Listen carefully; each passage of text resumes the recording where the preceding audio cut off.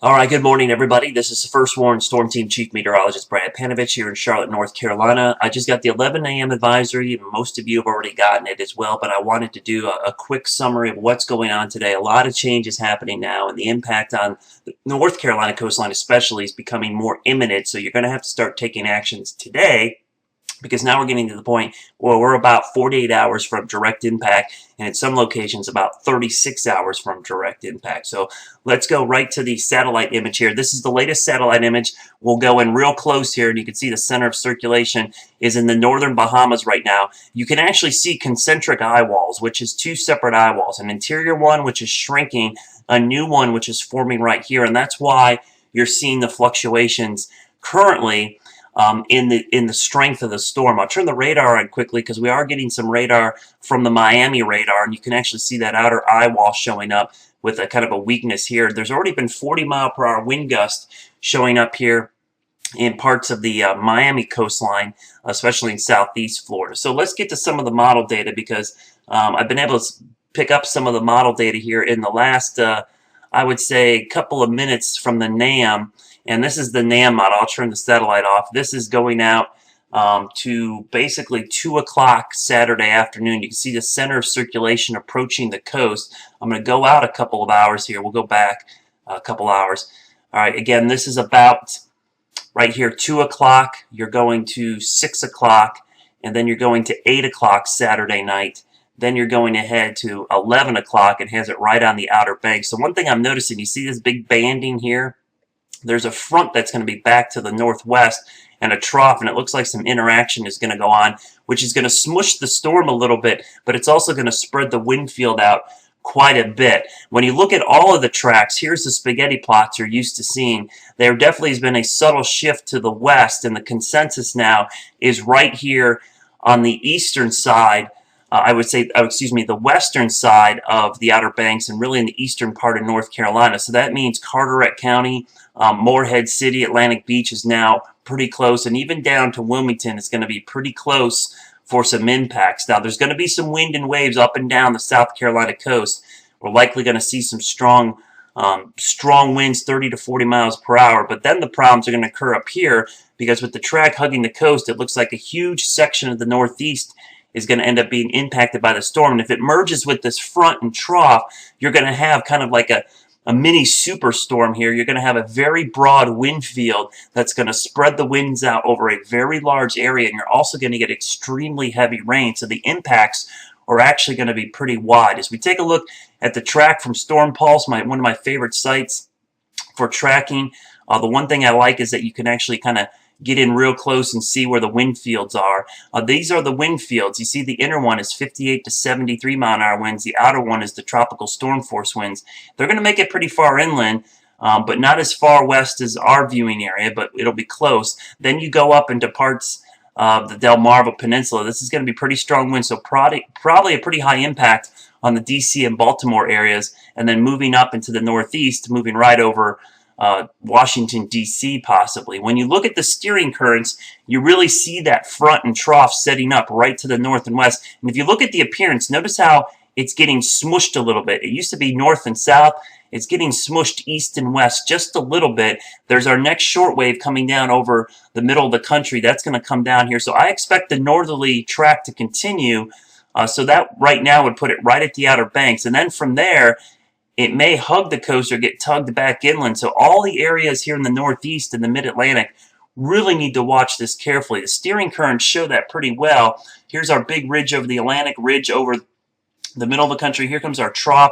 There's a short wave right back here. You can actually see that short wave right there that's going to come down here and basically steer it right up to the Outer Banks and then up the East Coast, right along this corridor in here. So that's the area we're watching. I looked at the latest NAM. That's another indication of where it is. Normally the NAM, not a really important model for tropical stuff, but again, got to keep a close eye on it as it approaches the coast. So there's likely going to be evacuation orders given just about everywhere. Please heed them. This is a very serious storm. Also, please use state-specific hashtags on Twitter. This storm's going to affect areas from Maine to Florida. Searching Twitter, I want information for where I live, not from the Bahamas, not from Maine, not from Florida. So use a state identifier. That state identifier is very important in this situation, because what's going to happen, folks, is a lot of people are going to lose power because wind is going to impact such a large section of the Carolina coast all the way up into New England. When you lose power, your cell phone is going to become important, but just like we saw with the earthquake, cell phone networks are going to get clogged. So texting is going to be important, and because texting usually works during these type of situations because of the small packets of information it requires, it doesn't need to tie up a lot of infrastructure. You can text, you can also tweet. So this is a good time.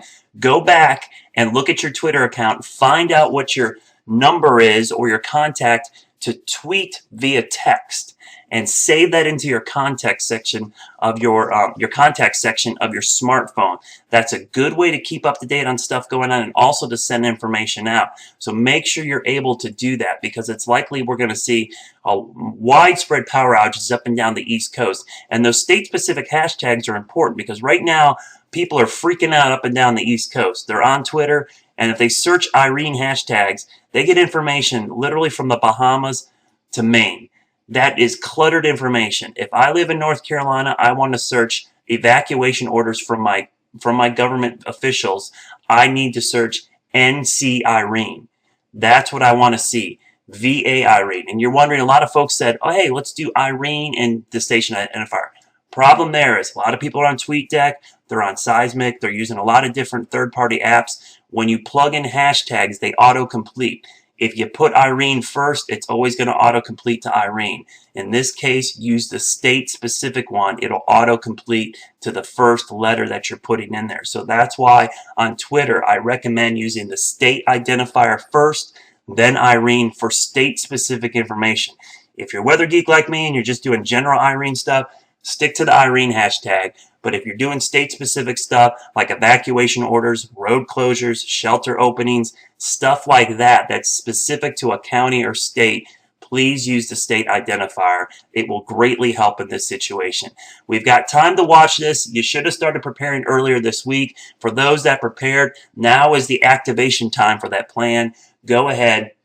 Start putting that plan together right now and activating it immediately. That's why on Monday and Tuesday, we told a lot of folks to get ready, and then on Thursday, Friday, you can activate it. Today really is the day that we need to activate, because if you live on the coast, it takes about 36 to 48 hours to get the people out of there. So you need to run from the water and hide from the wind. That's a crucial thing to do in these type of situations. And what I mean by running from the water, get away from the coast where the flooding is, and if you're inland, hide from the wind just like you would from a severe thunderstorm or even a tornado warning. We'll keep an eye on the track. There's still a possibility of subtle change east or west, but the one thing that scares me about this storm is the size of it. Even with subtle shifts in the center, the big, wide, 400, 500, 600 mile wide swath is really not going to be impacted very much if you move the center 10 or 15 miles. We may still see a track to the east, but I don't think it's going to change much for North Carolina. I think that track over the Outer Banks in eastern North Carolina is pretty much set in stone. I'll try to give updates throughout the afternoon, as they come in, but if we have any other information, I'll tweet it out immediately. And also remember, today at 4, 5, and 6 on News Channel 36, we'll have the latest on the track and what's going on at the coast. We have 2 crews out there, so we'll be bringing you some live pictures from the coast. Hope you're having a great day. No need to freak out too much. Just start planning on the coast and start activating that evacuation plan right now.